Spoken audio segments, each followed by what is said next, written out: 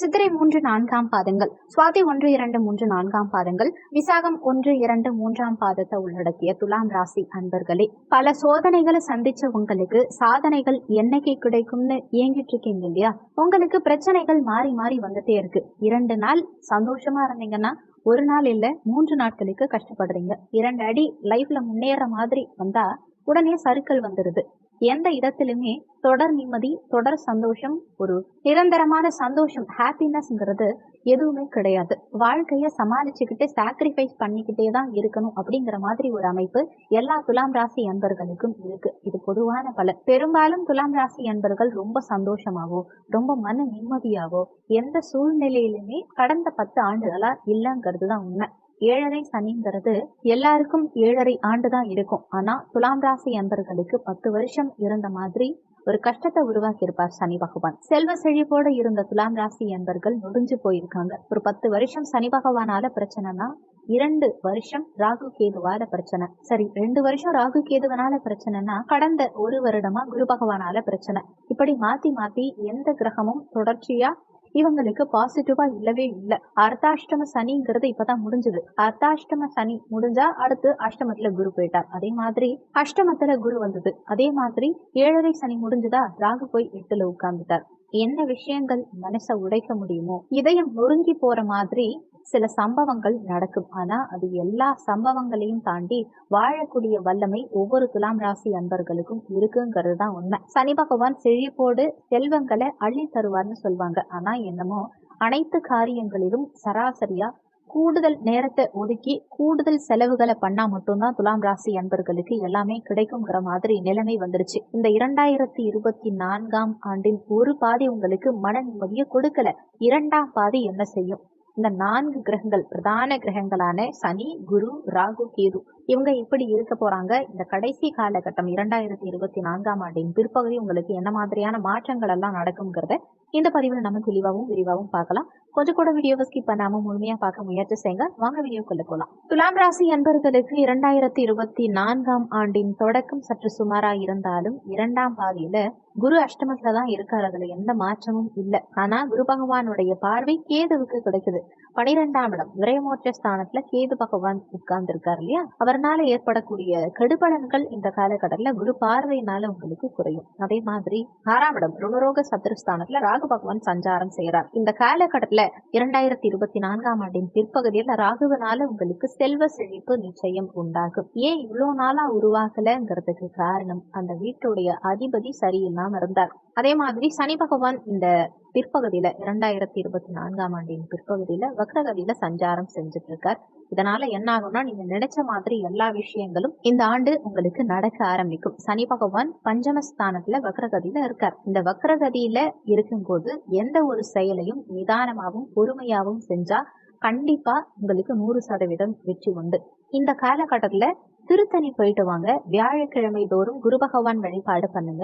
3 விஷயங்கள். இப்ப உங்களுக்கு கேது பிரச்சனைங்கிறத தாண்டி கேதுனால நெகட்டிவ் உங்களுக்கு கிரியேட் பண்ண முடியாது. அப்படி இருக்கும்போது கீழே பெரும்பள்ளம் கேது ஸ்தலம், நீங்க யமகண்ட நேரத்துல இந்த ஸ்தலம் போயிட்டு உங்க பேர்ல ஒரு அர்ச்சனை பண்ணிட்டு வந்தீங்கன்னா துலாம் ராசிக்கு சில தேவையில்லாத சிக்கல்கள், தலைவலிகள் எல்லாமே குறையும். யாரு என்னன்னு சொல்ல முடியாம சம்பந்தம் இல்லாத பிரச்சனையில எல்லாம் போய் மாட்டிக்கிறீங்க இல்லையா? அது எல்லாமே மாறும். உங்களுக்கு ஒரு விஷயத்துல சம்பந்தமே இருக்காது. தேவையில்லாத அந்நிய நபர்களால பேர் கெட்டு போறது, பணம் கொடுக்க முடியாம மாட்டிக்கிறது, ரொம்ப மன கஷ்டத்தை உண்டாக்குறது, இந்த மாதிரி சில விஷயங்களிலிருந்து உங்களை நீங்களே காத்துக்க கூடிய அமைப்பு வந்துடும். அதே மாதிரி முடிஞ்ச வரைக்கும் எந்த கோவிலுக்கு போனாலும் நல்லெண்ணெய் தீபம் ஏத்திட்டு வாங்க.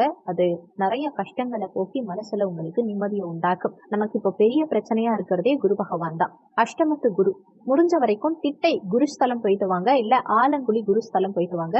வியாழக்கிழமை தினத்துல குருஹோரை நேரத்துல போயிட்டு வர்றது மூலமா அடுத்த 10 மாதத்துக்கு உங்களுக்கு வேற சொல்யூஷனே கிடையாது. சூப்பரான ரிசல்ட் கிடைக்கும். நீங்க போயிட்டு வந்து பாருங்க. தைரியமா தாராளமா நிம்மதியா இருக்கலாம். அதை தாண்டி என்னன்னா, பிசினஸ் பண்றீங்க துலாம் ராசி அன்பர்கள், வேலை பாக்குறீங்க, உங்க வேலையில பிரச்சனை வரக்கூடாது, பிசினஸ்ல பிரச்சனை வரக்கூடாது அப்படின்னா கண்டிப்பா இந்த கோவிலுக்கு போயிட்டு வந்துருங்க. இவ்வளவு நாள் போகலைன்னா கூட இனிமே போயிட்டு வந்துருங்க. கடந்த காலகட்டங்கள்ல நீங்க போகாததுனால கூட உங்களுக்கு பிரச்சனைகள் அதிகரிச்சிருக்கலாம். உங்களுக்கும் கடவுளுக்கும் உண்டான பாசிட்டிவிட்டி குறைஞ்சிருச்சுன்னு அர்த்தம். ஒரு ஜாதகத்துல தசாபுத்திங்கிறது ரொம்ப ரொம்ப முக்கியமான முக்கியமான விஷயம். அந்த தசாபுத்தி தான் ஒருத்தவங்களுடைய வாழ்க்கையை தீர்மானிக்க கூடியது. 70% அளவுக்கு தசாபுத்தி தான் பலன் கொடுக்கும், 30% அளவுக்கு கோச்சாரம் பலன் கொடுக்கும். இப்போ கோச்சாரத்துல குரு சரியில்லை இல்லையா, ஒருவேளை உங்க சுயஜாதகத்துல தசாபுத்தியில மட்டும் அஷ்டமாதிபதியோடைய தசாவோ புத்தியோ இல்ல உங்களுக்கு 6ஆம் அதிபதியோடைய தசாவோ புத்தியோ நடக்குதுன்னா ரொம்ப கஷ்டப்படுவீங்க.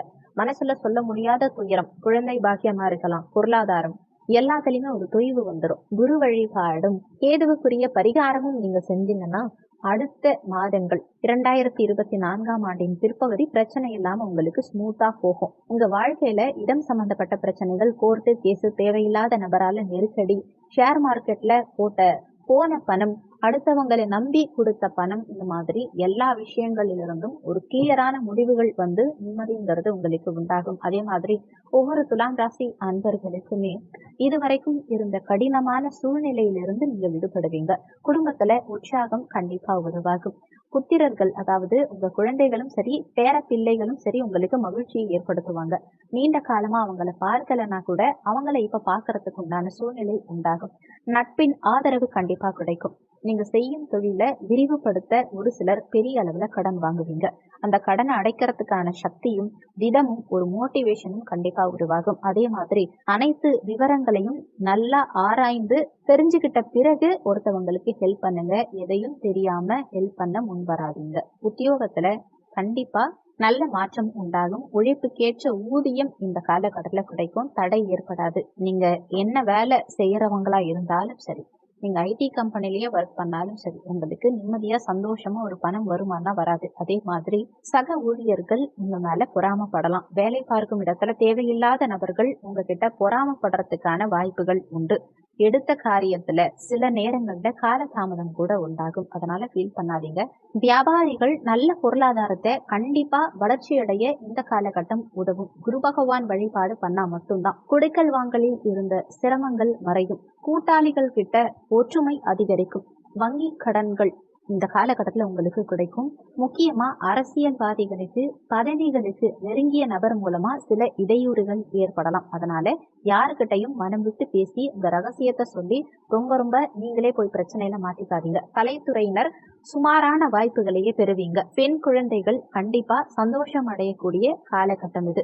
மாணவ மாணவிகள் உயர்கல்வியா இருந்தாலும் சரி, தொடக்க கல்வியா இருந்தாலும் சரி, மிகுந்த ஈடுபாட்டோட செயல்படுவீங்க, சாதனைப்படுவீங்க. குரு பகவான் வழிபாடு அவசியம்.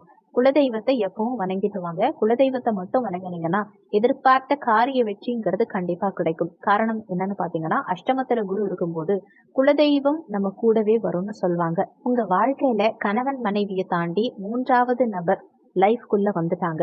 அந்த 3வது நபரால நிறைய பிரச்சனைகளை சந்திக்கிறோம்.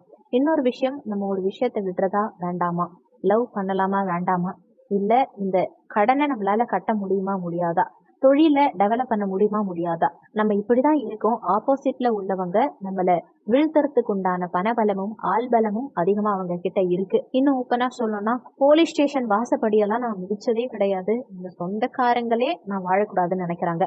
பெத்த அம்மா அப்பாவே என்னை பிடிக்காம இருக்காங்க. என் பிள்ளைங்களே என்னை மதிக்க மாட்டேங்கிறாங்க. என் வாழ்க்கையில நான் எதுக்கு வாழணும் அப்படிங்கிற சூழ்நிலைய சில சந்தர்ப்பங்கள்ல ஒரு சிலர் அனுபவிக்கிறீங்க. ஒரு சிலர் என்ன மிஸ்யூஸ் பண்ணிக்கிறாங்க, என்னை யூஸ் பண்ணிக்கணும்னு நினைக்கிறாங்க. ஒருத்தவங்களும் என்கிட்ட ஒரிஜினலா உண்மையா பழகவே இல்லை. எல்லாரும் என்னை ஏமாத்தணுங்கிற எண்ணம் இருக்கே தவிர யாருமே என் கூட வாழணுங்கிற எண்ணத்தோட இல்லை. நான் பிறந்த பிறப்பு, என்னுடைய ஜாதக அமைப்பு தப்பா இருக்குங்கிற மன உறுத்தல் ஒரு சிலருக்கு அதிகம் இருக்கு. இந்த மாதிரி நிறைய துலாம் ராசி அன்பர்களுக்கு பலவிதமான பிரச்சனைகள் இருக்கு இல்லையா. உங்களுக்கு இப்போ சுயஜாதகத்துல என்ன தசாபுத்தி நடக்குதுன்னு பாருங்க. அதுக்கு ஏத்த மாதிரி பரிகாரம் பண்ணுங்க. உங்க ஜாதக கட்டத்துல கிரகங்கள் எப்படி இருக்குன்னு பாருங்க. ஒருத்தவங்க தவறான முடிவுகள் எடுக்கிறாங்க, தவறான சேர்க்கை, தவறான விஷயங்கள் ஒருத்தவங்களுக்கு நடக்குதுன்னா அதுக்கு முக்கிய காரணம் கேதுவா இருக்கலாம். ஒருத்தவங்களுக்கு வாழ்க்கையில முன்னேற முடியாத அளவுக்கு போராட்டங்கள் இருக்குன்னா சூரியன் தான் காரணம்.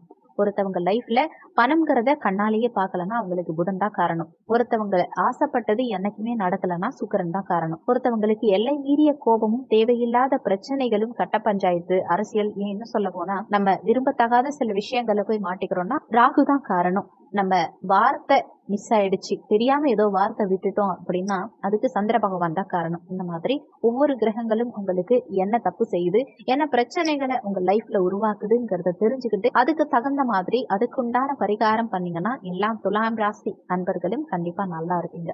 இந்த வீடியோல உங்களுக்கு ஏதாவது சந்தேகம் இருந்தா கீழே இருக்க கமெண்ட் செக்ஷன்ல சொல்லுங்க. நன்றி. மற்றும் ஒரு நல்ல பதிவோடு மீண்டும் உங்களை சந்திக்கிறோம்.